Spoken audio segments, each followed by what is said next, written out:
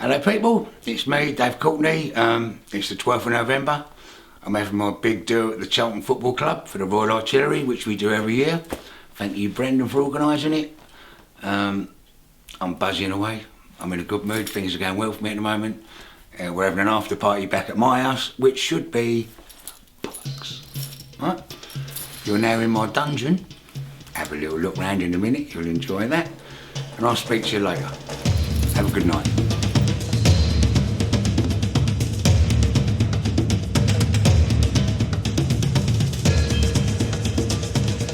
Here we are at Charlton. This is Captain Harry Grantham. This is the top boy of the Royal Artillery, and we're really pay respects to the Royal Artillery. Yeah, we're going to hopefully raise a bit of money tonight for the Royal Artillery Chaplain Fund, which support all the regiments within the Gunners, serving and past members in times of difficulty, in times of trouble, and any serving soldiers that get injured during conflict. They're there to help out with the families. Get settled at home, so hopefully tonight will be another good night as always, and raise some good money, and on a special weekend for Remembrance as well. So I'm very happy with the whole evening, apart from them turning up better dressed than me. Oh, the women are going mad. Get out, get out. Thank you, thank you. Cheers.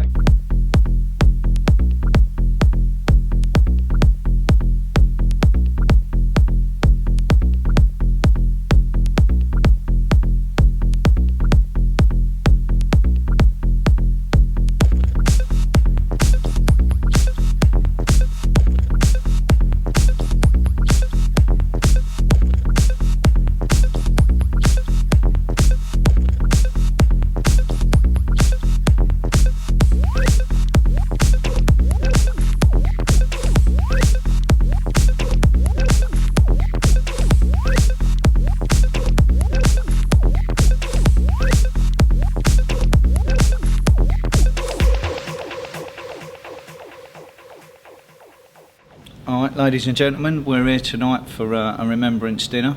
I'm very fortunate to have the club historian Clive Harris, who's got great links to the military history of the club, and if you ever want to know anything about Charlton, he will always tell you. He's a great link. He does an awful lot of work for the club in respect of commemorating people who have passed from the services, who've passed away connected to the club, and at the moment he's involved with implanting a stone and a memorial for some people who passed away in the First World War. Obviously, I'll let Clive tell you a bit more about it because he knows more than me. Yeah, well, the club really haven't had a whole heap to do with it. It's a supporter-driven initiative. We established a museum 4 or 5 years ago now, the origins of that. The club were kind enough to give us the space, but everything has been paid for and arranged by the supporters. And that's one of the great things about Charlton, is that we've got a very engaging group of supporters with a wide sort of core of skills and knowledge. And I think when it comes to history and heritage, it's the supporters that own that. And it's only right that 2 years ago we unveiled a memorial here at no cost to the football club at all, entirely funded by the supporters and the museum, to commemorate Charlton players, supporters and officials, the men of our club that lost their lives in conflicts, both wars and up to the modern day. At that time it was almost like a half measure, Brendan, because we didn't know who those men were. We just knew there were 3 of them. And so the last couple of years, one of our jobs as a museum is, again, the supporters to find out who those men were. We've done it.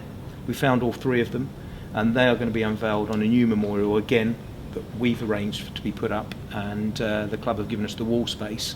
But other than that, this is entirely a supporters-driven initiative, one I'm very proud of, and it's down to the Charlton fans and the volunteers at the museum to get this done. Well, that sort of says a lot about Charlton fans, and I've been a lifelong Charlton fan, and the beauty and the special bond that you have as fans here is you do stick together. And if I'm honest, my true opinion of any football club, whether it be Real Madrid, Man United, Charlton, or even Welling United, all these clubs are actually owned very much by the heart of the supporters. The chairman that run the clubs for periods of time, it's their duty and trust to run the club for the best fit, the best way they can to help the supporters enjoy the benefit of having that football club in the community. So personally, my own view is every football club is owned by the fans, and Charlton's got a very, very special fan base and group that really get involved and support the club in many ways for absolutely nothing other than their true love of the club. Everything we do here tonight is for charity, and it's for our love of Charlton and the gratefulness that we feel for the members of the armed forces that have given us the freedom we have today. And that's very important, I could just say, Brendan, because we are the largest football club in existence that was established by supporters kicking a ball around, not by a factory, not by a church, not by a millionaire, but by supporters who want to play football. And so our links with the military and Woolwich Garrison, this is a garrison town, have been from the very origins of this football club. We're linked to the military, and as long as we're here and they're here, those links will continue. And in fact, this club was purchased by someone who come back from the First World War, is that right? Yeah, the actual ground itself was paid for by the local MP, Greenwich MP, Sir Ian Hamilton Benn, who'd served in the Royal Navy. He was the honorary colonel of the 20th Londons, a local battalion, but he served in the Navy in the First War, was awarded a Distinguished Service Cross, which is next to a Victoria Cross in the raid on Zeebrugge. And at the end of the war, he acquired some army huts that he put out there where the main West Stand is now. And it was the veterans that dug the bowl that we see that now becomes our beloved covered end, and the Jimmy Seed stand, and Jimmy himself, who was gassed in the First World War. We've got links with this. Wow. This is our history. It's our heritage, and wherever football goes in the future, we'll never forget where we've come from. This is a community club run by fans. This is our club, and it will always stay that way. Yeah, absolutely. Yeah. Listen, Clive, thank you very much. I know you're going to give a speech tonight, and we look forward to it, but thank you for your time. And once again, voluntary, he's driven an hour and a half each way to do a 20-minute speech and support the charity with £50 tonight, so you can't get any better than that. So thank you very much, Clive, and to everyone at the museum and all the supporters, thank you all. Thank you. Yeah, absolutely.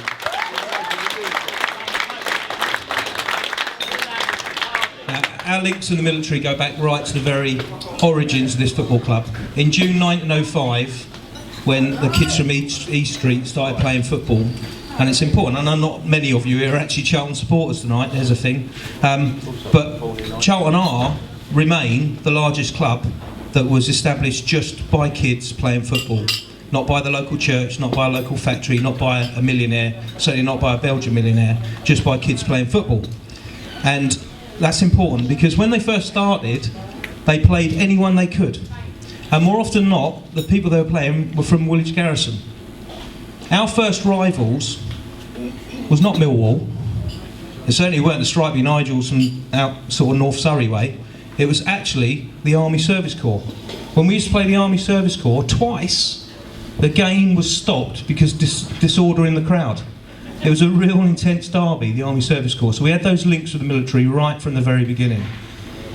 Most of the lads who were amateur footballers were either in the military or they worked in the munitions factories or they worked at Siemens Cable Works, so all of this link is important, and that's why as the Woolwich Garrison gets smaller and smaller and smaller, it's our job to remember and keep those links that go together. When it came to the First World War, Charlton were the first club to actually stop playing for the duration of the war. As the meeting notes say at the time, we've got the meeting notes in the museum downstairs, the boys would stop playing football to play the greater game overseas. Tell them to start playing now. Yeah, it's about time to start again, Dave, you're right there, yeah. So, warm up. 30 Charlton players and officials went off to serve in the military in the First World War. What we knew was that 3 of them died, but we didn't know who they were. And 2 years ago, the supporters put a memorial up outside just behind our Sam statue there on the wall. And the wording on that memorial, if you go and look at it, says, to the players, the supporters and officials of our club that gave their lives in the defence of their country, in both wars. Because in the Second World War, you should remember that the Rose of Denmark pub was hit by a doodlebug full of Charlton supporters, and many of them lost their lives. In fact, 4 bombs land on the pitch where we are today. So, go back to the First World War, they went off, they went overseas. Most of them joined the 20th Londons, who were the Woolwich and Blackheath Battalion. Some of them went to France, some of them went to Palestine. I got back last night from looking across the Holy Land battlefields of Jerusalem and Palestine. There'd have been nothing like they'd have experienced in South East London. Some of them went to Gallipoli, so across the whole of the globe. But at the end of it, after I put that memorial up, it was only a job half done because we didn't know who those 3 men were. So the museum put a lot of work into it, a lot of research into it, and now, in fact next week, we're going to unveil a different memorial with all 3 names on it. It's Bringing the Boys Home. The first one, a chap called Jim Mackenzie, Scotsman from Dundee, lived in East Street. His was the address you wrote to if you wanted to play Charlton in the early days. Now Charlton in their first 15 years won 23 different trophies and titles. Trophies, where's the Millwall fan? Trophy, it's a silver thing that you hold up from time to time. You might not have seen one, but they won everything in the early days when the war came along, till it stopped it all. So Jim joined the Merchant Navy in 1908. He stayed in touch with his club because the parents lived in Delafield Road, just around the corner. He was a ship's cook on the SS Heron, and in September 1917, a German submarine U-90 sunk them on his regular route down towards Portugal, and he became the sort of first person that we knew that we'd lost. The second one was a bit easier to find. That was a chap called Fred Chick. He was actually born over in Chelsea, but not everyone was wealthy in Chelsea. Fred's dad died when he was in infancy. He was a milkman, and so Fred went into a workhouse. They moved him across to a workhouse in Camberwell, where they tried to give you a trade, and his trade was an optical lens maker, taught him how to make glasses. One of the chaps who was also in the optical lens industry, Scott Kingsley, big Charlton player, got him involved. He came across the club as a trainer. We know he got married in April 1915. He then joined the West Kent Yeomanry, got attached to the Middlesex Regiment. He was killed on the Somme 100 years ago on the 31st of August, attacking High Wood. He's buried in Caterpillar Valley Cemetery. And I'm really pleased, as a full-time military historian and battlefield guide, whenever I go to that cemetery now, there's always Charlton scarves left on his grave. But the third one was the one we didn't know anything about. And it was only this year, on the 19th of January, 100 years to the day that he died, that we discovered who he was. And it's a chap called Nobby Nightingale. What a great name, isn't it? Nobby Nightingale. Nobby played for Woolwich Polytechnic and for Charlton Athletic. And the other reason why he's relevant tonight is because, like many Charlton fans, he joined the artillery. He joined the Royal Garrison Artillery, and he was in a trench mortar battery serving in the area around Messines, attached to the Canadians when he was killed, I say, on the 19th of January 1916. And tomorrow there's about 12 of us that are heading off to Belgium, very discreetly. But we're going to end up at Nobby Nightingale's grave. And so when we unveil that memorial next week, we can finally say we brought them home. And that's why it's relevant we brought these guys home tonight. So, okay, so that's the serious stuff over, really. I think you're in for a night of fun as well now. But just remember why you wear your poppies and what it's all about. Okay, so thanks a lot. Thanks a lot, Clive. That was really interesting. Everything you needed to know about Charlton and a bit more. But it's a good reason why they're all here today for Remembrance, and we should never forget for them. Yeah. And congratulations to RSM Harry, who is now captain. Yes. Yeah. Give him a big round of applause. Thank you to Charlton for having this thing here. Thank you for the Royal Artillery for giving us something to look up to. All my little love you a bits. Not your wardrobe, but we love you a bit. And for all the bald heads in here, that turns me on. I think it's fucking beautiful. It's just wicked.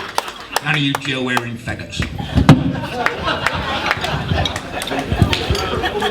Thanks for that, Dave. Right, well, the next guest we're going to have now is actually, when I was a little boy and used to come and watch Charlton, he was my boyhood hero.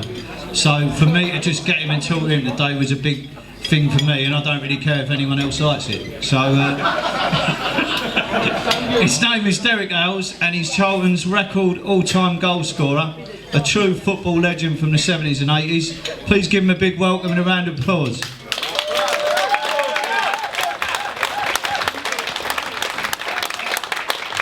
We haven't got him a mic. Simon, you got a mic? You've got to go, he ain't got much. I'll probably need one that don't fucking scream. Yeah, I'm auctioning him, Derek. I've seen him how he used to elbow and punch people in the 70s. Because football then, there weren't as many cameras like it is now. you could come and watch Derek, and while the referee was down the other end, if you looked up the other end of the pitch, he would be smashing someone in the face. Right, we're nearly going. We're ready to go, Derek, yeah? Thank you, first of all, for coming here and doing this for nothing. Whereabouts did it all start? Yeah. I've said that publicly now. But you originally, you was playing for Luton Town in the 70s, weren't you, before you came to Charlton? Yeah, when I did come here, I mean, I was nearly 22 years old, which was really old as far as football goes. I came here in September '73, 3-month loan, which today's terms, if you come to on loan now, people don't necessarily want to buy you. I mean, like say Wiltshire, he's come from Arsenal to Bournemouth. I mean, Bournemouth ain't going to buy him, so he goes there. But I came here on a 3-month loan, expecting to do okay to get bought. But unfortunately, Theo Foley was manager, and it worked out okay because I mean in my day I was on 40 quid a week when I come in. £40 a week, can you believe that now? 40 quid a week he was on. Yeah, well, your microphone's getting louder than mine, isn't it? And more important. That's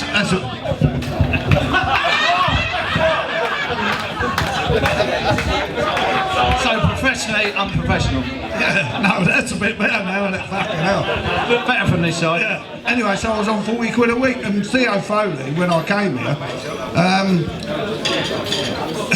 I did okay, and in the first few games I got a few goals, and then as soon as I did sign, he fucking left me out.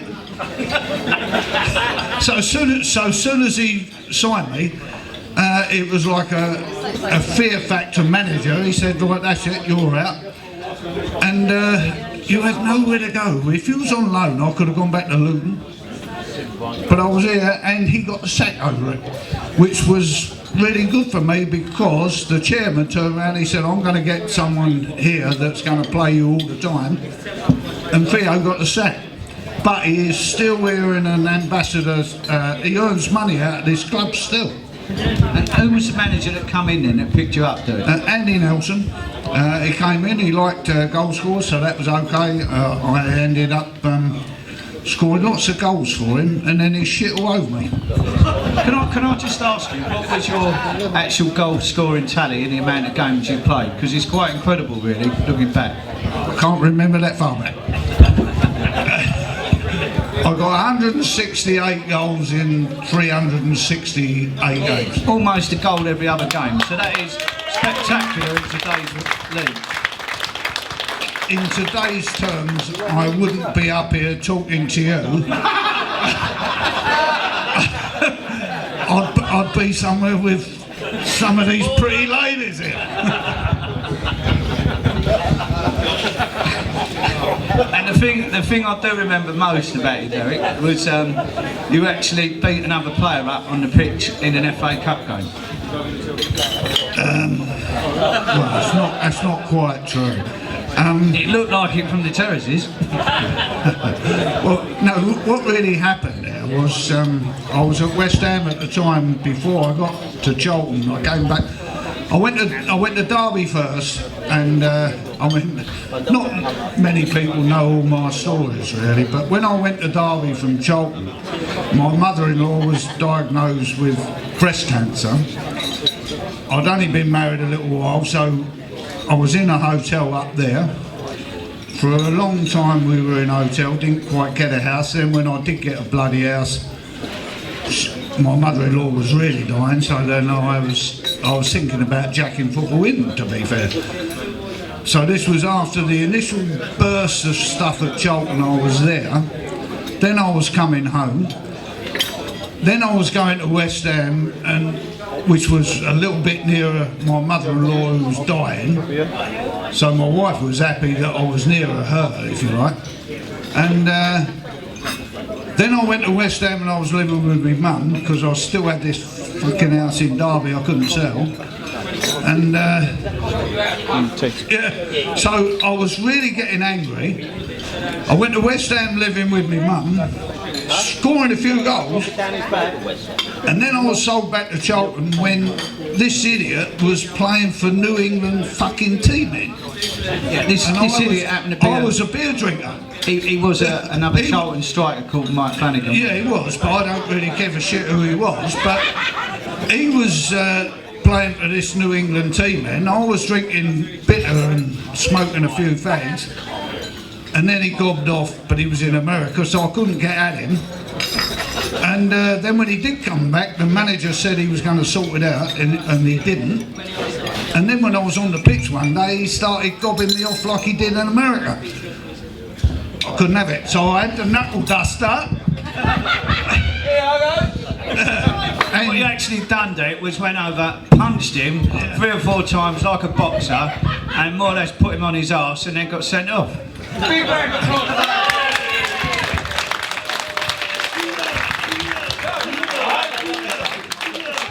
But even then, see, I mean, I was called killer by the Charlton fans, not because of anything like that. It was just that my family were butchers, and so we had guns and knives from an early age, because in slaughterhouses in them days, you didn't shoot anything, you killed it with a knife. Everyone killed it with a knife. Like Woolwich today, really. Well, this is how it is at Charlton now, because when I first come here, there was just one stand. It was an old ground, and it was one stand on one side that was bought from Bedford Town. It was a shithole, really, and they used to get a lot of pigeons in there. Okay, a lot of pigeons. They used to shit all over someone like your seat, which you didn't like. So they frightened the pigeons out there, and I shot them while I was out on the pitch. And this is where you get pigeons now, where someone said to me the other day, he said, you should have a statue, Dale, alongside the goalkeeper out there. And I said, well, the only thing is, the pigeons I shot wouldn't have shit on my head like they are shitting on Sam's. I said, because all them statues, they just get on there and shit all over you, don't they?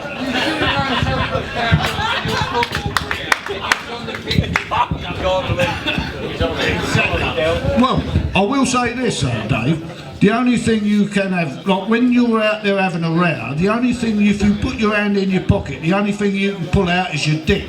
And the thing is now though, if you've got trousers on, you pull a gun out, can't you? No, so when I was in trouble, I could only pull my dick out. It wasn't worth looking at it, mate. Dale, on some of them games in the 70s, because there weren't no television cameras like there is now, it weren't on telly all the time, there was a different type of football in many ways, with how the players sort of, they would try to nobble you straight away in the 10-15 minutes of the first part of the game, wouldn't they? Well, I used to get kicked to death, but I mean, so did Bestie and that, and even in them days, even Bestie didn't earn a lot of money.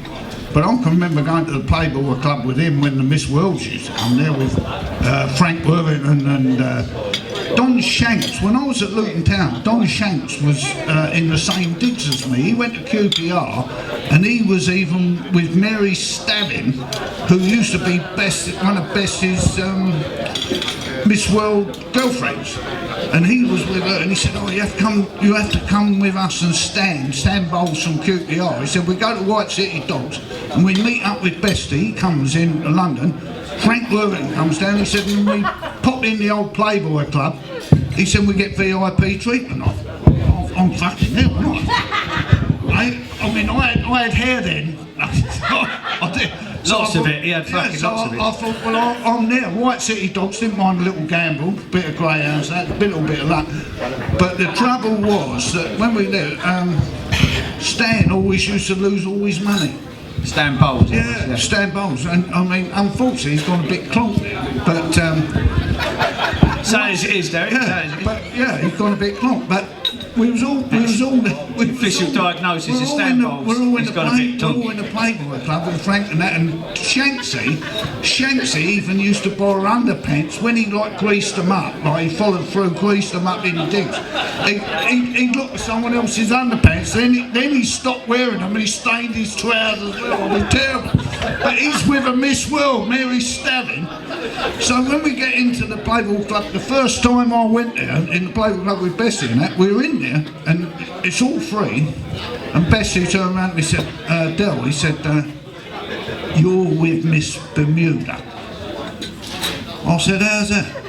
He said, well, because she quite fancies you, and she's also got a £3 tab in the Dorchester next door, so be nice to her. I said, well, fucking hell, George. I said, he went, no, he said, it's all free, but you're with Miss Bermuda. So that ruined me really, because, not because she was a pretty girl, she was, but it was a £3 tab, so that was me out the little... You got lost in her triangle. I was in the swashbuckling and I'm thinking I'm playing football. I'm a footballer, aren't I? Like, but George is the main man. So there I was with Miss Bermuda. Don Shanks has got stained trousers and pants. He's with Mary Stavin. And so I'm straight at the door, there was a £3 tab. And then over comes Bessie and all the crew, like, and there's a big drink going on, and I'm not getting it. I'm not getting no drink. I'm with Miss Bermuda. 206. Never forget it.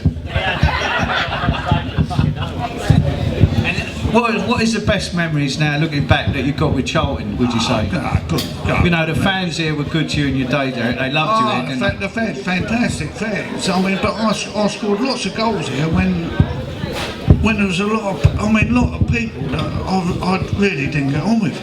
I mean, some of the managers here, if I went through some of the managers, I mean, don't get me wrong, Theo Foley, I came here on loan, did great. I mean, 8 or 9 goals in 10 games.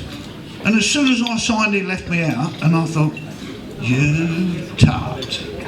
You thought you'd come? Well, I didn't like to give it the 4-letter digit, but he left me out, and then Andy Nelson did fantastic for me, and then when the Flano thing, when he was in America, he shit all over me, because he knew he was coming there, but I could have gone back to West Ham at that time, because John Lyle, after we got relegated at West Ham, I came here, and I could have gone back to West Ham, because John Lyle left the door open for me, because he knew Flano was giving it a bit of God in America for the New England team then. But anyway, I still came in and scored goals, and then it all went boss-eyed, and Andy Nelson really didn't stick up to me, which was toilet.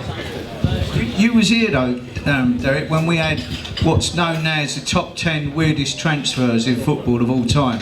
When we had the European Player of the Year signed for Charlton Athletic. Yeah, like, did you know it, like a bit of insight on how that come about, and what was he like, and when he was here, what was it like for you? Alan Simonson, he's talking about. Alan Simonson was a fantastic, skinny little runner. He was like Ronaldo at the time, really. He was voted European Footballer of the Year. No, he wasn't like Ronaldo. Ronaldo struts and stuff, Ronaldo. But the thing was, we had a chairman here called Mike Glickstein, who, I mean, I've got to say, Mike Glickstein's wife really liked me. I mean, always good. That's always good. I tell her what, she really liked me, because when they sacked me after it in Flano, I'm sorry about going back to this. I know he's talking about Alan Simpson, but Mrs. Glickstein really liked me. I mean, you worry about Miss Bermuda.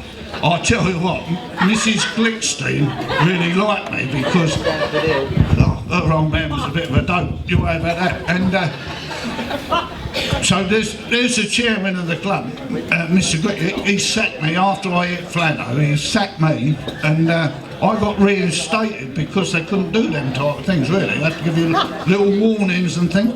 Anyway, I came back, and after Glickstein sold out to this Mark Hullier, he was a commodity dealer. He dealt in everything that was going. I mean, you would know all about this, because he did different types of stuff, and then off to Europe he went to buy Kevin Keegan. I don't know if anyone knew this.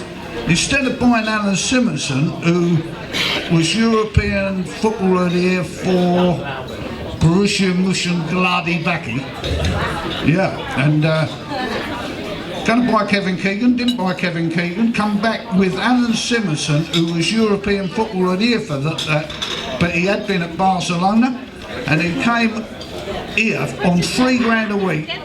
Everyone out, I was the top player here on about 320, and he 320. Yeah, 320, and he got Simonson, and £3 a week he was on when he come here. But I've got to say, he was a decent player, and his birthday was 15th of December, the same as mine.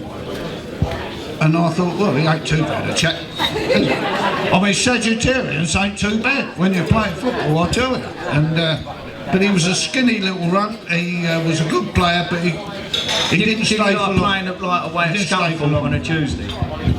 Did he like playing away at Scunthorpe on a Tuesday? In actual fact, we played at Burnley once. We got beat 7-1. I got sent off in about the 22nd minute. I'd already scored. And then Mark Hazelwood got sent off, and then Lenny Lawrence, who was a bit of a turd, he was another manager, a bit of a turd, and he come in and had a little go. But I will say this, Alan Simonson, who was European Footballer of the Year in Mönchengladbach, come to us, and whatever he was, he said, for God's sake, he said, it's one defeat, 7-1, 7-0, 1-0, it's just one fucking defeat. And that's all it was. And we had a coach trip to come back from Burnley, and we had a skipper then called Leighton Phillips. Do you remember him, Leighton Phillips? He come from Aston Villa, another tart, and he had a little go. I punched him on the coach on the way back. Can I just ask you, Derek? Yeah, my mum and dad, I got on with them very well. Well, the thing is, what I will say is, when you're out playing, I mean, put it this way, all these soldiers, things like that, you can have 500 going to the front line, and if you got 400 their arsehole goes, it ain't a lot of cop, is it? Now, I used to go and play football sometimes. We'd play Carlisle or Oldham or somewhere like Port Vale in the pissing snow, just starting to snow, -4 or 5, they just say the game's on. We want to come back to London, like get on the A or get down and see George, and they go, no, the game's on. You look round the dressing room and some of them go, don't fancy it. Don't fancy this. Got any gloves, boss? Any gloves? Any hats? And then when you go out there, they're about 6'4". We had a small side lots of the time, 5'6", 5'7", and the first ball that was up front was this big lemon. No 3 teeth missing, kicked me up the arse, I mean, where they used to come right through you. And I'd look round and see what I had left. Oh, fuck it. Very tactical, very tactical. Bloody warm in the changing room. The only trouble is I left them poor little buggers out there, 10 men. Fuck them. He was cold, really, Derek. What was, looking back now, like moving on from that, he was at the 1998 playoff final.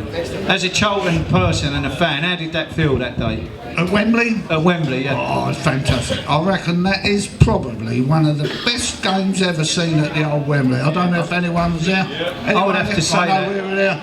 It's probably the most... Anyone that was at that game, with the goals that were scored, were fantastic goals. Mendonkers, 3 goals that he got. Fantastic. I mean, anyone, I'll tell you what, you could have been in the standing.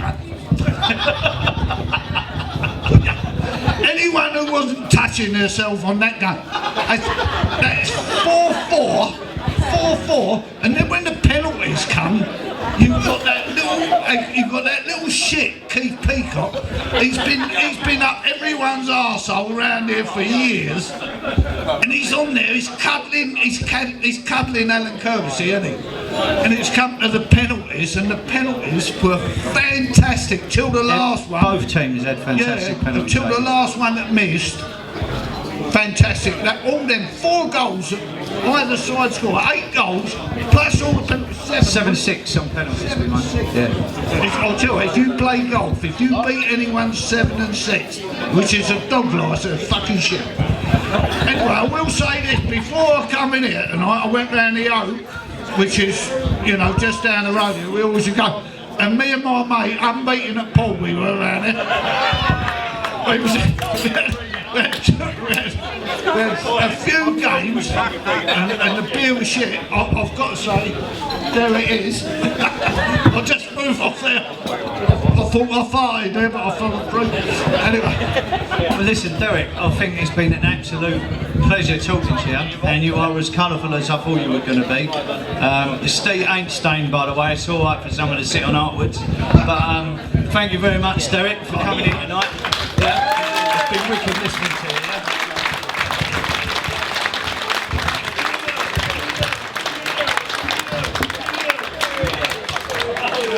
Right, what we're going to stage now, he's quite a funny guy, so I want you to just give him 10 minutes to listen, and you will actually quite enjoy him. He's very strange but funny. Yeah? But ladies and gentlemen, Matt Price. Thank you, Brendan. Hello. Hello. All right, that's a few of you. Please come and take a seat. My name's Matt. I'll be honest with you. I'm friends of Dave and Brendan. I am a comedian by trade, but I'm going to tell you some stories. Firstly, I'm very honoured to be here as part of the Remembrance, obviously, but also it's quite an honour to be here with Dave Courtney. Now, I'm not saying that. 3 years ago, I went to visit Dave in Plumstead. I didn't really know who he was. I walked up the hill and he said to me, "You're a big cunt, that nearly killed you." Thanks, Dave. And in the nicest possible way, when you first meet him, he is quite an intimidating man. And I remember thinking to myself at the time, he's so scary. If I came home and found him in bed with my wife, I would tuck him in. Do you know what I mean? But the lovely thing is, once you get to know him, he's actually quite a nice man. You know, he's I wouldn't say nice, I'd say nice in the way that my grandma is nice. Do you know what I mean? Dave Courtney's not nice, but he's very insightful. So Dave, thank you very much for having me here, and I really appreciate it. I don't know who this guy here, that's the footballer guy. Derek, I thought you were amazing, mate. I thought it was brilliant. You know, but you've done now, so you can face the other way if you want, because the nicest possible way. Nothing says "fuck off, you fat prick" like a well-known footballer facing the other direction. We've got two guys here with their arms like slightly angry Russian dancers. Do you know what I mean? I don't even know who you are, so you're one of Dave's entourage. You could probably kill me, right, and still eat your dessert afterwards, I'm guessing. I feel like I want to hug you, because if I do get murdered on the way home, your DNA is on me. Do you know what I mean? So, the thing is, I'll give you an example of Dave's generosity. November 2013, I was threatened by a guy in Turkey who told me, I'm not a criminal, you can tell that, can't you, sir? Yeah, of course I can, you love. No, but do you know what I mean? Thanks for the compliment, I'm not, right? I couldn't steal anything. I might steal a steak and kidney pie if I was lucky, do you know what I mean? But then I don't up to it. November 2013, I was threatened by a guy in Turkey who told me that he would send a North London crime family to my storytelling night in Camden to beat me up. So I phoned up Dave, and he said to me, "Well, I can have 20 stone, flat-nosed, bald-headed geezers at your storytelling night in the next 45 minutes. But I warn you, it might change the ambience." Right? So very generous. So I said, I'm from Cornwall. Have you been to Cornwall, gentlemen? And I'm not having a go at you, my friend, but fucking how old are you? Seriously, like, 14, your mum let you out. Oh, well, good, fantastic. One of the first rules of coming to a function like this, learn to lie about your age. Okay, now it's turned into a conversation. Okay, I'm absolutely fine with that. Now, just to put, what's your name, my friend? Because you are friendlier than I thought. Steve. And what's your business, Steve? I'm not from the police or anything like that. What was it that you do, my friend, apart from get him to face the other fucking way? If I feel like I'm on the sort of after dinner speaking equivalent of The Voice, do you know what I mean? If I might be able to get him to turn around at some point. Oh, fucking how tough a crowd are you, Derek? Do you know what I mean? Thanks. I'll be honest with you, nothing is going to say fuck you like if you turn back now, because that's going to be extremely insulting for me. So there we go.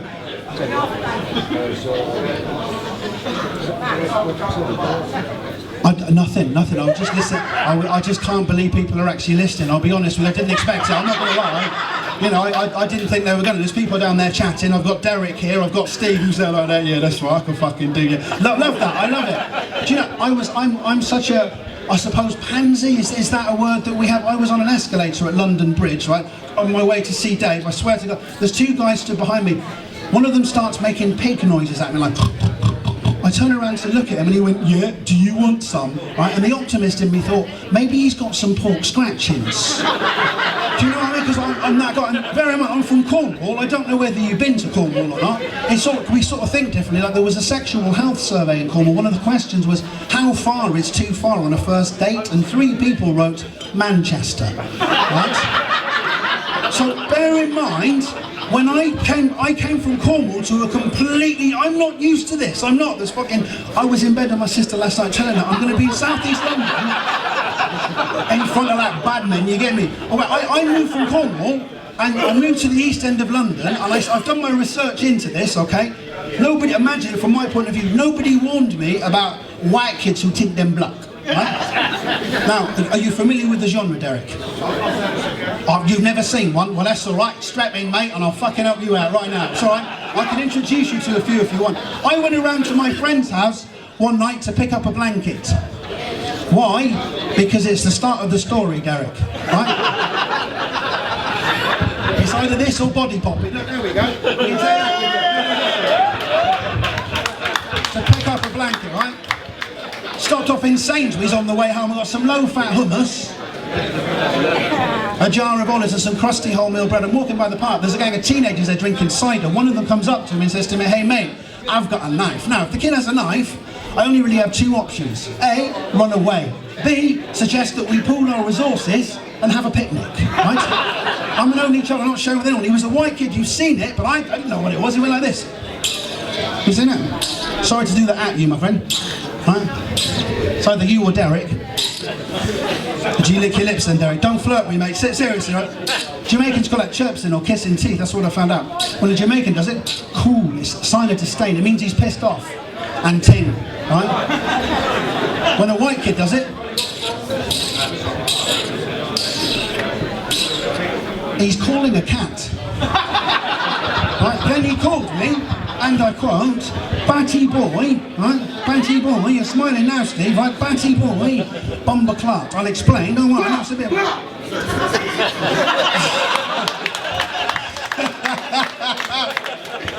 That's big nasty, man, you're a legend. We've heard of you in the West Country, my friend, seriously. I know all about grime and I think you're a legend, but technically I am busy, so thanks for that. You know what I mean? How would you feel if you were spitting rhymes and I was in the background going, hello, alright? Do you know, it's the same thing, isn't it? I'm going to gate crash one of your videos next time. Yeah, that's right, I'm big nasty in your face, and me going, yeah, that's right, I drive a tractor. Do you know what I mean? Seriously? Nicest possible way, don't heckle me, honestly, I'll find it. You videoing me now for YouTube. Yeah, right. Oh really? Okay. What's it going to say? Big nasty against big... I don't know. Look, can I be in one of your videos, please? Sorry, it's a bit of a time out. Yeah, what she said, mate. Take that. Give it to me.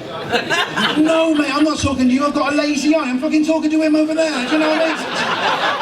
I'm not having a go. I just called you a legend in the nicest possible way, big nasty. Right, thanks to you, you know what school teachers would refer to as a mixed ability group. Do you know what I mean? Seriously? You know, I was shopping in Sainsbury's the other day. I saw his name on a loaf of bread, but they spelt it wrong. It said thick cut. I'm definitely not talking to you. I'm not talking to you. I'm talking to the bloke over there.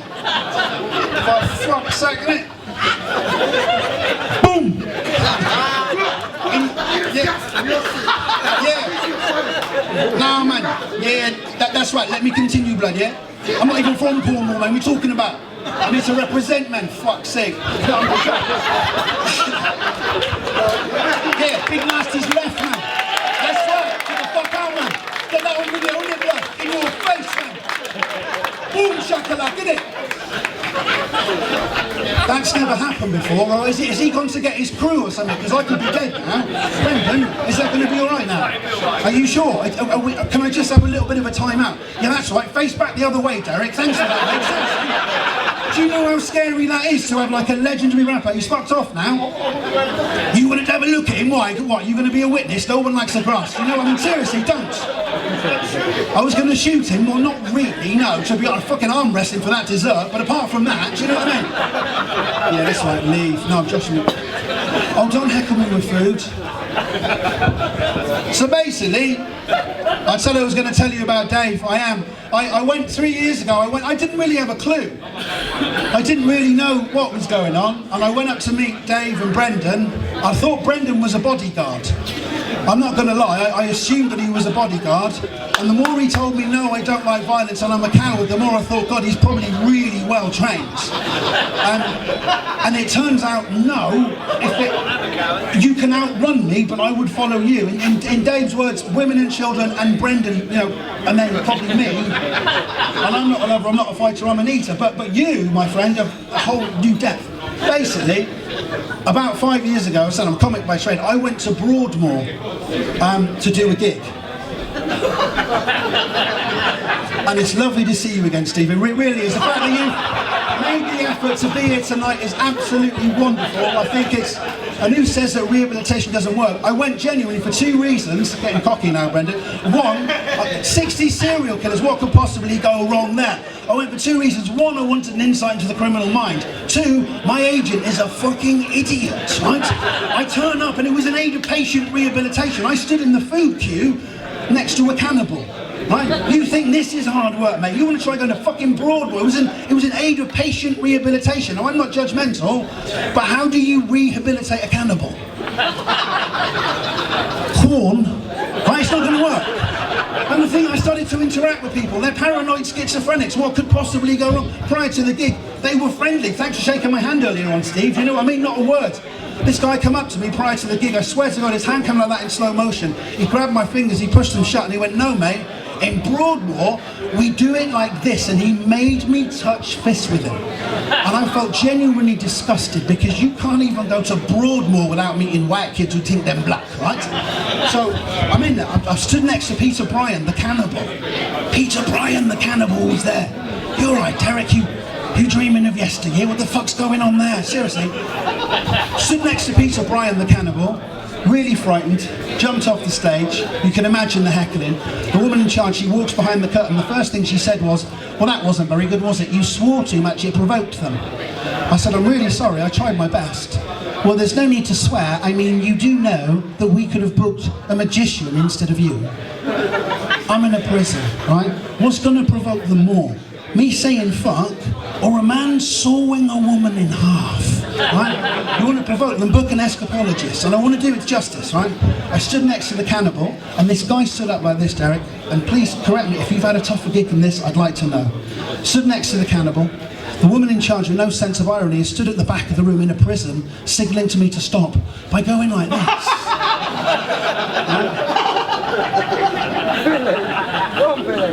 And this guy stood up. I want to do it justice, okay? Stood next to the cannibal. We had the raffle. The patients were allowed to buy raffle tickets. The prizes were board games, 2 of which included Operation, right, and Cluedo. And this guy stood up and he went like this. He went, "Sane man in the insane world. Your sanity, brother." That's what he said. That's not how he said it. I'm going to try and recreate the scene, but I've got a bad throat. I'm going to shout, but this is acting. I'm in Broadmoor. No, you see it. No, you don't. I'm scared, as you can imagine. I stood next to the cannibal, and I'm thinking, fuck, one day, I'm going to be doing a gig for Dave Courtney. And this guy stood up, and I want to do it justice. I'm going to shout now, Derek. I'm not being aggro, I'm not an aggro guy. I've just got a broad acting range. This guy stood up like this, I swear to God, and he went, "Sane man in the insane world! Your sanity, brother! It means nothing to me! Nothing to me!" That is a very tricky heckle. Right.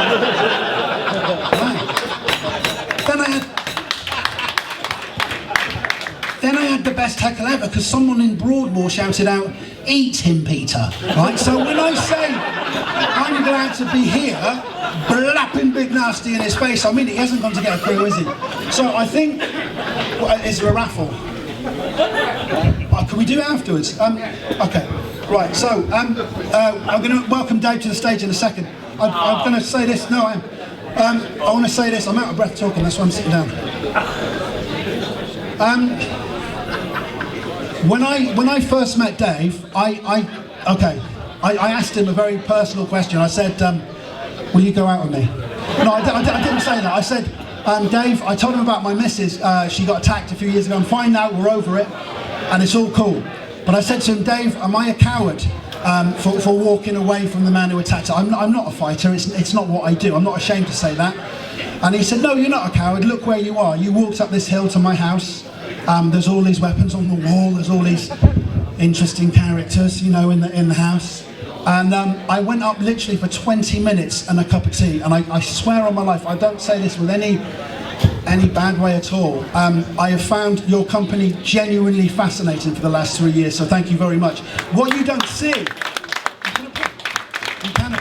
what you don't see is the side to Dave Courtney. Like I said, he's not nice, but he's a good baddie. And I thank you very much, because the insight that you've given me has helped me to, as you would say, justify me to me. So the idea of this is now there's going to be a Q&A with Dave Courtney.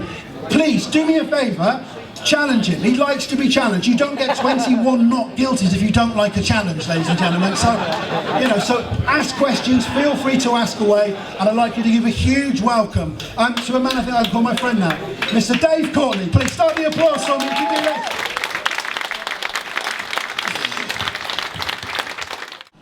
Yeah, thanks to you, Terry. Yeah, Jim Davidson will never fucking work with us again, yeah? Ever since you called him Keith Chegwin, you cunt. Yeah, thank you for that, yeah? It cost me a lot of egg. But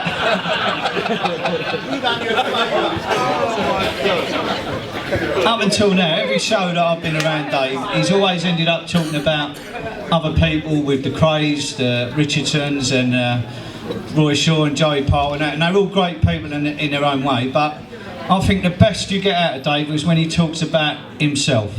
Yeah? I don't know why, but he seems to be more interested in that, and he's a lot better at it, talking about himself. Yeah?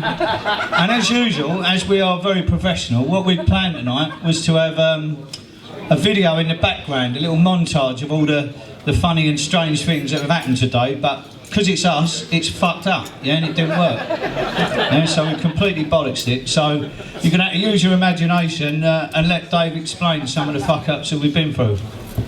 You are one of my fuck-ups. We haven't actually rehearsed any of this. I'm going to actually now change the format of my show and have him interview me rather than me standing up here. Shut up, you. Rather than me standing up here saying it's a Q&A. Right? So he can interview me, so he knows what to ask me that's funny, innit? It is. Yeah? Thank you very much. Can I have both? Where's that big nasty? I'll give you a run for your money. Booyakasha.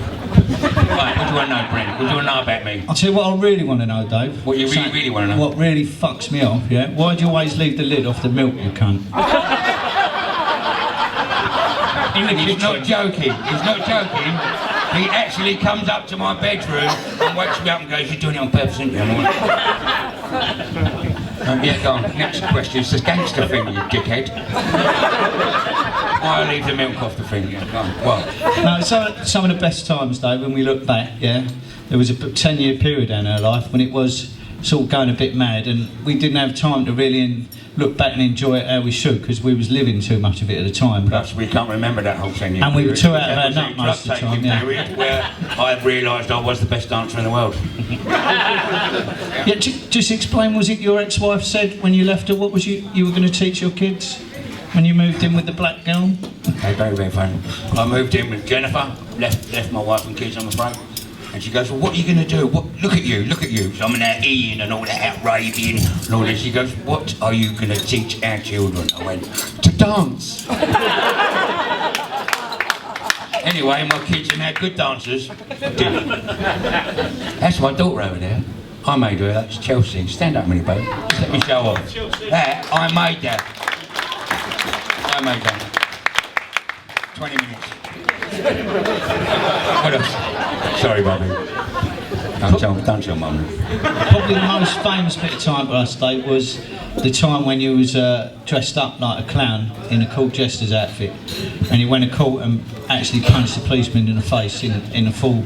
If you say that again, I'm going to come. If you say that again, I'm going to come. I didn't realise it at the time, but my biggest gangster moment, was not actually doing anything gangstery at all. It was going to court. I was nicked with a bent policeman, and when they was actually spying on him, they was following him, and they nicked the copper, and they had photos of him talking to me. And they went, right, you're a bent copper, look, we can prove it, you've got pictures, Courtney's paying you. And he went, no, I'm paying Courtney. Cunt. Had he been believed, I'd have been shot. But that is why I went to court dressed as a court jester. It is a fucking joke, I shouldn't be here. And what he didn't know, I'm going to hold my cock while I tell you this, is that I bugged him while we was actually talking, and I had a tape of everything we said, so they had the actual tape of me paying him the money. But on the build-up to going to court, they were saying that I could have been a grass. And I couldn't actually produce the tape until the court. So I went to court just as a court jester. It is a fucking joke. Went into court, the copper was there, and I banged him out in court. Right? And knocked the copper out in court, which was the onlyest thing I've ever done in my life. Right? And when it went to court, and I got not guilty and the copper got 4 years, I promise you that was the first premature ejaculation I've ever had. Right? So as a criminal, to get not guilty and the copper get a 4, that is sexy, isn't it? It's sexy. Yeah, Dave, I actually remember that time when we were looking back, you actually said to me, every bit of publicity is good publicity. Yeah. So I remember waking up about 6:30 one morning with a copy of the South London Press. I said on the front here, Dave, it says you're a registered informant. Do you think that's good publicity? Funny cunt. All publicity is good publicity. When it says here you're a grass, we're going to make out of that. But anyway, what actually happened is, because of that actual event, we got then took out to Sicily. So me and him go to Sicily to meet these 25 so-called private businessmen with 5 interpreters in their villa. It's the actual mafia, you know. You only can I just stop you there, though? Because when we actually got there, it's our show. When we got there, these Italian geezers all come over and wanted to take him away. And you let them. At which point I went, fuck off then, off you go, I'll stay here. At the airport, these blokes turned up at the airport that looked like mafia. They looked like the thing, you know what I mean? Like they do on a telly. And they went, we must now separate you from your company, Mr. Courtney, come with us. He went, yeah, go with them, go on. Not like that. Fuck you, keep doing like that. Hear me? I love him, he's brave in loads of other things, yeah, but the biggest fucking coward in the world. Right? Honestly, he's run away and left me so many times, all around the world. And that's what happened. It looked like they was going to take me away. I didn't know they was coming to meet me, and I didn't know whether to start screaming in the airport so they couldn't do it, you know what I mean? Ah! Look, trying to get attention to myself. Brendan is disowning me like, yeah, go on, Dave, go with it, go. Wait, I'll be all right, leave me. And let me fuck off on my own. Yeah, best not make a fuss with him, Dave, just go. So I went round a load of old Italian men's house kissing me with like all spaghetti bolognese around their face, showing me loads of black and white photos of people I don't know. Actually, Dave, tell them about the meal, the 7-course meal, yeah? Oh yeah, we didn't know it was a 7-course meal, so we're in this mafia geezer's house, right, so his missus comes out, the first course, we think that's the dinner, so we fucking done the lot, and he went, right, this is the main course, we couldn't get nothing else in. And he's going, no, you've got to eat, you should be cooking it all. Well, he weren't sounding like that, listen. Because they could only speak pidgin English, they sounded sexy, like, hey, don't talk to me, gangster. Yeah, don't talk to me about murderer or bank robber. You tell me there you dress like cunt and go to court. Punch the policeman in the face and I say, fuck you to the judge. Tell me that day. I'll tell you whatever you want, but I don't mind if I have a wank over your voice. So gangster, you just asked for a cup of tea and he would have gone, wow. But while we was at that 7-course meal, I never realised that they do 7 courses. I'd fucking really eaten too much on the first 2. But then give us the next dinner, so now we've got to start hiding it round the bloke's house. I was putting it in Dave's Crombie and also in a pot plant beside me. And in the old to the pool table when there was a big brass frog by the fire and it had all lettuce in his mouth. And then he's come out with another course and another course. And he's got food all around this mafia bloke's house. That's why they're fat. They must have gone like, what dirty cunt, I mean. What was all that about? They are fat though, Dave, that's why, isn't it? Now we're over a fat mafia. Anyway, their house, I've got to tell you this, their house was white marble like villa, like a proper villa house, right? They had 5-inch uppers, and outside their front door, Tony, they had 2 blokes with the Mexican hat on and all the bullets on, like in a film, outside his house with the guns, and I was like, oh, fucking stop it. It was like Asda's. It was like Asda's on a Saturday. It was wicked, wasn't it? Going back to me being a coward, Dave, I just want to get that out, yeah? I am actually a coward, I don't like fighting, and I will run off at the first opportunity. Yeah, but when I explained that to you, on the very first day I met you, I told you that quite clearly. Yeah, and I said never take on anything that you think I might have to do. Let me tell you. After meeting it, you're a fucking prick. I wish you had to realise this, but I'll tell you what happened. After about an hour of meeting him in the ministry, both on the same little wow, and I never knew you was a wicked dancer and all, mate, and all that shit. Me and we were going to get on, obviously. So I went, first I've got to tell you, Dave, I don't do that fight thing, yeah? I don't do it. And if there is any fighting at all going on, you've got to handle it what you can handle on your own. Don't ever bank on me being there, because I don't do the getting hurt thing. I don't do it. And I'm going, oh, shut up, don't be silly. But he did tell me, and I'm going, don't talk rubbish. Stop it. I forgot that conversation until the first time he ran away and left me. I didn't run away, I was sat in a car. He did sit in the car. There's a big thing going on. I was with a few of my mates. We had it out off in this wine bar thing, all sitting out in the thing and all out in the front. All the other mates were sitting out in the front and cabs and all, so we ended up right outnumbered, getting the shit kicked out of us, and I looked over at him for help. I went, hang on, there's a geezer with a bottle there, Dave. He went, he's going to hit you from behind. Oh, so I'm doing my thing looking at him, and all my mates are getting beat up and all, they're looking at him, and the window went... So then I thought I'd motivate him with a bit of music. And then opened the window just a little bit, and I heard, do you remember the record? Slave to the Vibe. Slave to the Vibe. Do you remember that? If that don't get them going. And he went, and we all get back to the car, I'm fucking fuming, bleeding, I'm sitting there, all my mates are sitting behind him, and they're all going, I'll tell him, like, someone going to hit him or what? I went, Brendan, tell me quickly why I shouldn't punch you straight in the head for not helping. Tell me quickly. He went, whoa, pulled the handbrake up in the middle of the road, sat sideways and went, did I not say to you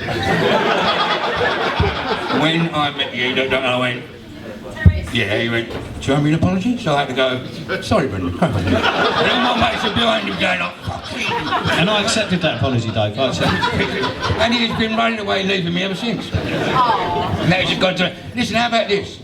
I can't tell you what it was, but he was a getaway driver for me once, and then just drove off on his own. Hold it, Dave, hold it. As a getaway driver, and he went, getting away. Stop, and that's what he said. I went, I'm all fuming. When I get back in, the way it happened was we was creeping around somewhere where we shouldn't be.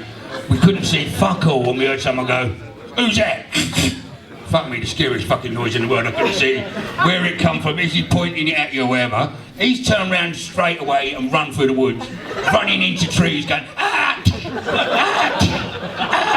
way off that way. I've dived on the floor and I'm trying to sprinkle leaves on myself, and I don't know what. You was frightened, didn't you? Right, so I'm going like, oh. So I'm creeping off. I was turning the car round, Dave, honest. Stop it.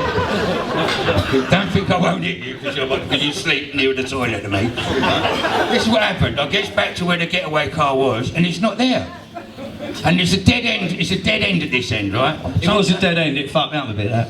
He had gone to drive off and leave me, found out it was a dead end. By the time he turned around and come back, that's when I come out. So he's now flying past about 80.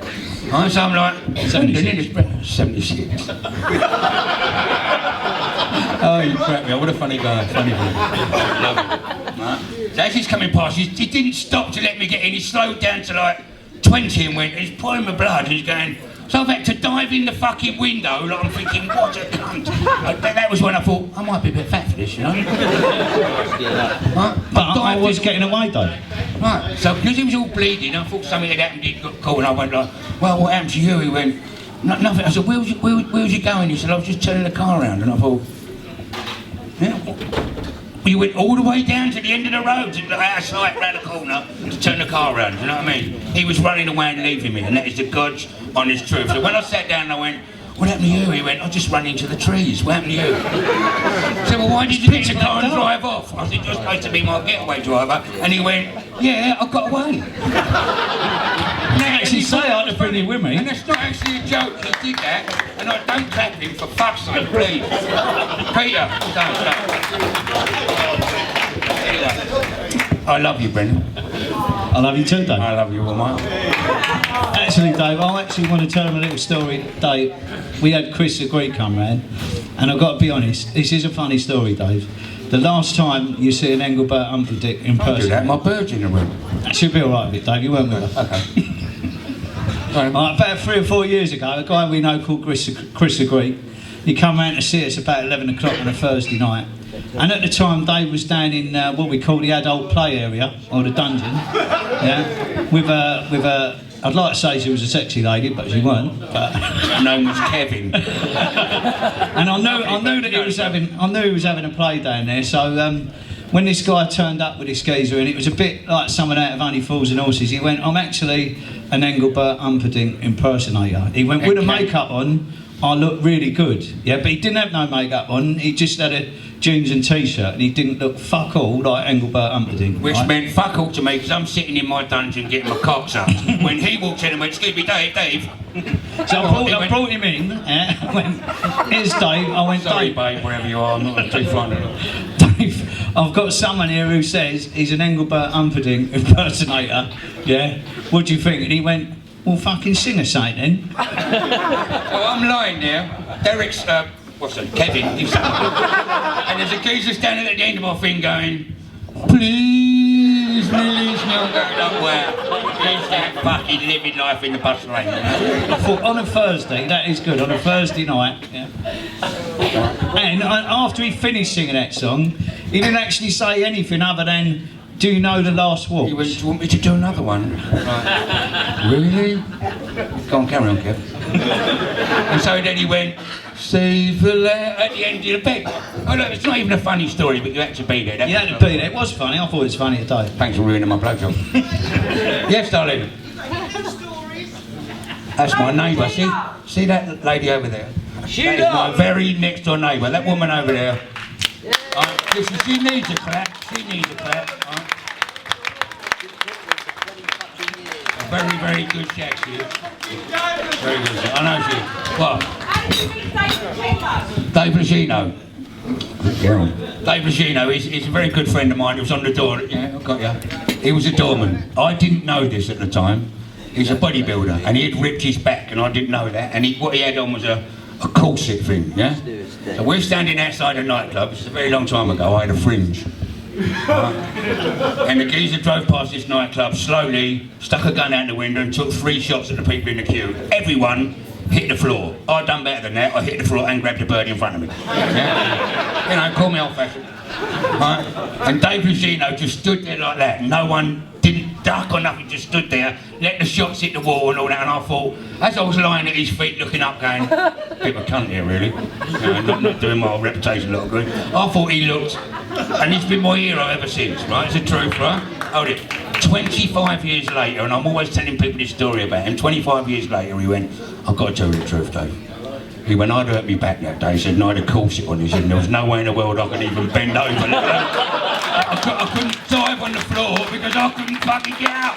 So I stood there looking, so I did hero worshipping. I moved him into my house. He took up all that American wrestling. Then he decided to call himself Dave the Snake. I bought a 20-foot boa fucking constrictor for him in my house. A big fuck-off snake like huge. And when we sold it, the geezer rang up and said, "How many feet is it?" I said, "It's got no feet, it's a snake, you see." I just had to get that one out. But anyway, he strangely died, didn't he? They found his body in the, where they find it? Death Valley. In Death Valley, just found his body. He'd walked out there and just got ate by everything. So there you go. Sad ending to a very funny cunt. I made it big in Harry Potter first, though. Yeah, he did Harry Potter and all that. He's quite a good actor. Everything he done, he excelled. He done the cage fighting, then he fell off the perch. He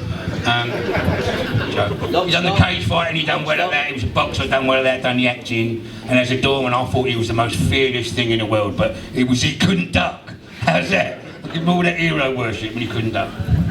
Anyway, there's a right odd mixture of people here in my little thing. Right? And my own personal, what's important to me is this. What the firm means to me is this, right? You've got to look after the little wheels. Yeah, the little wheels make the big wheels work. You understand what I mean? And in here is all my, not little wheels, because some of you are fucking large. right? But you've got to look after the little ones. I do the flash bit, I'm the big wheel here, like yourself. But the importance of a pecking order in a set of people, the importance of a pecking order, which is what they understand and we don't, because everyone out here wants to be in charge of the firm. No one wants to be taking any orders. We all want to be doing it, right? They actually run their little outfit properly, and you understand the importance of one man, one job. Yeah, you're the cook. You're not a fucking soldier. You're the best shot in the world. You're the cook. You build bridges. You drive a submarine. We ride horses. You've all got your own little bit. And in my little firm, everything's the same. Like if I go out and they go, "You're looking sharp today, Dave." I didn't iron it. He ironed it. He fucking loved my clothes. So he's on my firm. Whoever's decorating my house, everyone's going, "Oh, I love your house, Dave." I didn't fucking do it. Right, so the builder's on my firm. So it's a collection of people here that everyone ain't all flat-nosed, drug-dealing murderers. Well, two of you ain't. You lot are. Forget the drug-dealing thing, you're good shots, aren't you? So for the little wheels in my little life, I love you all very, very much, sitting up here. I love Brendan most. Nasty, thank you for being here, sir. Yeah, thank you so much for being here. Right, that is a diverse one. He was my step aerobics instructor. Love you, nice. There's loads of other things, Dave. Fucking say them. Well, I don't know what you want me to say with this one. There's a couple of ones that I'd like to say, but my funniest story is my own personal things. Forget the gangster thing. The funny thing to me is my getaways in court. Yeah, my escapes in court were legendary. That started the whole Dodgy Dave thing and all that. And where is a coward where physical violence is concerned? How about this for bravery? Yeah? I was nicked, I was caught banged to rights, he had a cigar of mine, DNA and everything. He went to the police station, and because we knew the number in the police station, a couple of our traffic wardens go in the canteen in the morning, 6 o'clock, there's a little button you push and go backstage, isn't there, in the police station. He's walked in to the police station, pushed the button, gone in, grabbed the nearest phone, rung me for 30 seconds, put the phone down, rung me for another 30 seconds, put the phone down and left. 8 months' time, when I got to court, they went, "Any legal representation?" I said, "No." He said, "I can't believe I'm actually fucking here. I haven't got no legal representation." Cool. Why is that? I said, "Because the police rung me from the police station and went, I know you're earning a few quid at the time, Mr. Courtney, so you either give us 10G or we're going to nick you for this." I told them to fuck off, and they rung me back and went, "Give me 5G, and I told them to fuck off again. So I didn't think I was going to get here, and they went, "Well, that's a very big accusation." He said, "You know, from the police station, all their calls are monitored." So I said, "Well, go and check it." And they went to the cop, "Or have you fucking run Mr. Courtney?" He said that. He went, "Of course I haven't." Checked the actual telephone thing and went, "You're a liar," to the cop. And they said, "No case to answer, and I'll come home." So for that, it's worth being in love with a coward, isn't it? You know what I mean? Hey, listen, one of the funniest nights we've had was when we come back from the ministry and we see the road sweeper and the jogger outside the flats. Yeah, and we had it weren't road sweepers and joggers, it was undercover old Bill with guns waiting to fucking capture me, and I drove home. We had a carload of yardies behind us, remember? Fucking hell. So we drove home off our fucking trees like that, 6 o'clock Sunday morning, and he went, "It all looks a bit suspicious, Dave. Here's a couple of joggers of an Alsatian, there's a road sweeper talking into his broom, there's 3 geezers and another Alsatian waiting at the fucking bus stop." What you said to me, Dave, was one thing I've never forgot that night. You went, "They wouldn't dare nick me on a Sunday." Anyway, we got nicked. And when I come out with all the guns with the red dots, I've got my hands up like that. Without any fucking hesitation, he went, "I'm just a cab driver. I'm just a cab driver. I am nothing to do with this job." Don't clap him. Don't. Get away, driver Dave, get away. I am just a taxi driver, I do not know nothing about it. He's got about 1,000 E's in the car, we're all like that. He's sweating, he's got like a yellow... No, I had a crushed velvet green tartan suit on, I think. Looked good at the time. Really funny, yeah. So then we went down to Margate. We got let out after that. We went down to Margate, and I was trying to explain to that gentleman over there, Mad Pete, about trips. I went, "Listen, LSD, you can't actually overdose on LSD, because if you've took a trip and you're actually seeing devils and the world's opening and there's dragons and all that, it don't matter how much more you take of that, you're already there. Well, what worse could you get than that?" So I went, "Listen, once you're already tripping, you can't OD on acid. Look, give me it." And it was rolled up like caps. Remember the old caps? There must have been fucking thousands. I went, "Give me it. I don't know what fucking hell I've done it for." Put them all in my mouth and just to prove to him that, you know, I'm mentally strong. Yeah, I'm mentally strong. That is only going to affect the weak. Well, When I fucking landed in the Rolls Royce with a fucking cigar sticking out of my ear, you know, a light in the garage, the car broke down, right, on the way home, I'm fucking No, before that, Dave. Before that. On the way back home, yeah, when we're doing about 70 along the motorway, yeah, oh, yeah. and there was the old geezer out of his missus were driving a Sunday. Triumph Herald convertible, just sitting there with his gloves on, going, with the roof off. So we were up alongside him, yeah, and he bangs on the side of his geezer's window. He's saying to his wife, don't look at them, just pretend they're not there.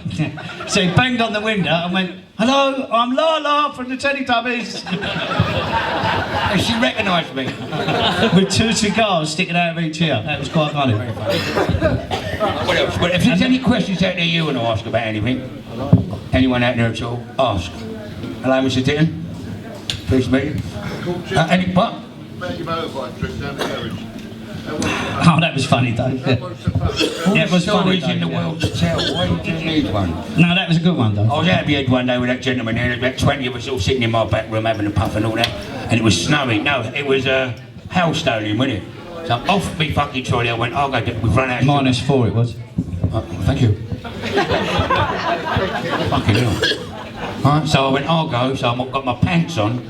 And a Robin Hood hat on with an arrow going through, just to make them all laugh. Sat on the Harley Davidson, right? Started it up and I went, I'll go down the garage and put my gloves on with the money in it, just to make them laugh. As I drove out of my house, I thought, I've made a mistake. It's really too cold. So we're going to go fast and get really cold, but it's going to be quicker. I'm fucking freezing. I get to the garage, I couldn't change gear, no.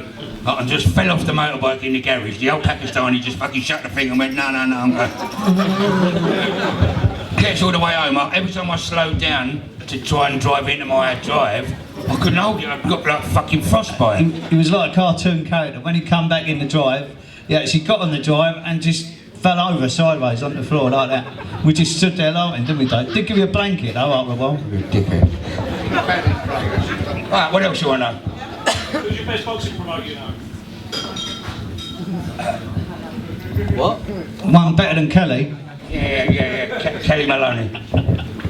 Best boxing promoter I know is myself. I do my own boxing. I do bare knuckle boxing in my back garden, which, unless anyone's seen that, I can't tell you how exciting that is. Yeah, but there is a man now that's out there called Joe Brown, and he's now going forward with his bare knuckle thing, and he's a little bit of an hero of mine at the moment. Great shows, aren't they? Fantastic shows. And while we're on that subject, I know you're all probably too tight, but we've got 4 tickets, yeah, for auction, and they are to sit with Frank Bruno at the next bare knuckle fight, yeah, or Bruno Frank, yeah. So you can I've got to tell you a boxing story. Listen, you all know Lenny McLean and the fighting thing about him. I sparred with Lenny McLean. I actually had a fight with Lenny McLean on a Sunday morning in the Somerset Beckett, and I lasted 17 seconds. How's that? And 10 of them was a count. 10 of them was a count, alright? And that is the God's honest truth. It's on fucking video. I thought, I'm going to have a chance with Lenny McLean. I thought, I've got to have a go. I had all the kit, I just couldn't box. I had the fucking, all the tassels, the fucking, all the dressing gown, the buff. It's just that I fucking weren't any good at it. And I got into the fucking ring, and it was only sparring, and he went ding ding, and he just went, all his fucking veins come out and just run at me. I was like, fuck! I've done that and my head's going to my legs, run and my legs are going, I can't. And I was fucking old bollocks, and he just ran over and went, bang! I've done the right thing, that hand in that hand, and I punched myself in the mouth. And I woke up with smelling salts and all that, and I'm going like, well, I hope I hurt his hand. Talking stories when you get beat up, Dave. Do you remember St. Patrick's Day in America? No. Come on, I bet you do. Trying to motivate you that day. I really tried to put it the last time I got beat up was with that gentleman there, who left me again in America. I never got beat up. Funny, isn't he? Really funny guy. Funny guy. Really like him. So we're in America, we're just coming home from a club, it's about 7 o'clock in the morning, and they're putting all the fences up, and he went, what is it? He went, it's St. Patrick's Day tomorrow. It's a big day out here in New York, all the American fucking paddies and the hundreds and all the coppers. So he went, oh come on Dave, we'll stay up. I was absolutely lagging, you were on holiday, didn't you? So I went, have a little bit of thing. Well, I don't do little bits. So I'm whizzing off my fucking tits. We're out for the next day. We've got the whole of St Patrick's Day. We're down somewhere called downtown Queens, which sounds nice in the day, doesn't it? Queens, that sounds nice. You know. So we're walking through this place, and it's got all the floats up and all that. Everyone's celebrating St Patrick's Day. We goes into a little whorehouse, funny enough. And it was a big whorehouse day, wasn't it? It was a big whorehouse. I've got two fellas with me that were supposed to be half-minders, but not really. Both big six-footers, weren't they? Dave, who owns the Blind Beggar now, and another big black guy called Dane. Dane, yeah, he looked after some fucking pop group. Anyway, so that, and Brendan, my right-hand foot, in the club. So while I comes outside a bit pissed, I went, Brendan... A bit pissed, Dave? A bit pissed, yeah. Come on. I turned round to him and I went, hey, you better, man. I thought I better go. So I left. As I went to walk out of the club, obviously looked the wrong way. So I called him, beep. I would never do this. I'd never be rude. I was like, what? I don't do that. I don't do that. Right? And he went, boom, another foot, which made me go, again. Right? So I went bang on the bonnet. Now what it was a stretch Hummer. Right? But to me it was all a bit blurred. And all of a sudden all these doors opened at the same time, and all these black guys got out with basketball tops on, but there was unders which looked like a big butterfly. I was like, wow, what the fuck? You know, and I would have looked different than that, and I'd most certainly not been alive had it not been for all black guys wearing brand new trainers. Because they kicked the fucking granny out of me. I was leaning against the front of their armour getting smashed to fuck. One of these blokes come running down to help me, and do you know the things you drive over and then you stand it up and lock it? This black guy picked that up, put that straight round my minder's head. So he come running over, trying to do it like a bundle to try and help me. Got that, and off he went running that way. Just the other black guy got done. Now they've both run into the club and gone, Brendan, he's just paid for a dance. They've gone up to him and went, I only found out this afterwards. They said, quick, you got to come outside, Dave's in trouble, there's a row. He went, and they're all bleeding. He went, what are you calling me for? Well, if they've fucking done that to you, what the fuck am I going to do? And I went, quick, Dave's outside getting his fucking head kicked in. And as I'm leaning against the front of this car, the car backed up.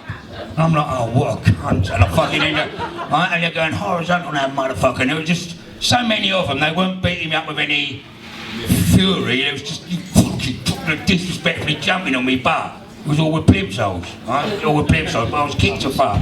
He still won't come out, so he's going, all right, so I'll come out. Get my coat, Dave. He went, I'll go and get my coat. So he's in the queue. He's in the fucking queue, Harry, getting his coat. I'm outside having it with Nike, Reebok, fucking Jordan.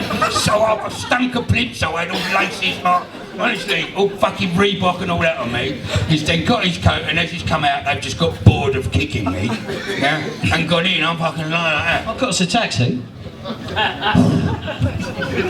Do you remember what Dave from the Blind Beggar said in the front of the taxi? Do you remember that? He with a metal. He sat in this yellow cab, and he went, Whitechapel, please. This is where he lives at home here in London. In New York, yeah.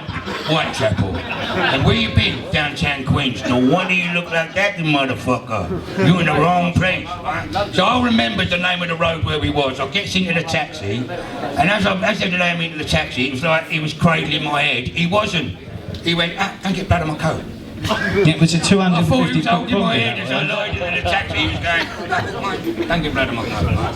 So the taxi driver said, where do you live? So I went, the corner of 32nd and 25th Street. And he was thinking, don't tell him your real address, Dave, in case all them black guys come and do us again. So he went, no, it's not. I went, yeah, it is, mate. He's going, no, it's not. I went, I know where I fucking live. He went, you're beat up. You don't know what you're saying, mate, right?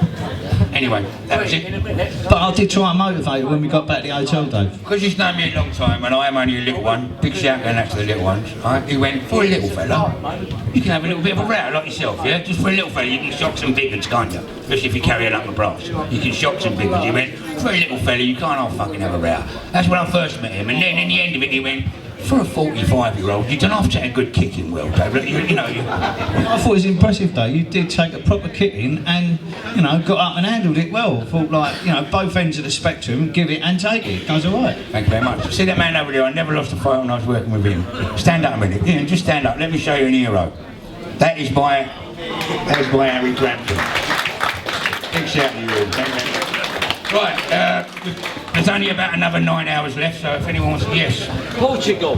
What about it? Tell us about your holiday in Portugal. Never been. Wrong country, so Oh, I think you know that. no, I don't want to do any fighting stories. Get some action stories. Now, we've had some fun in 2 weeks. Yes. That's the one.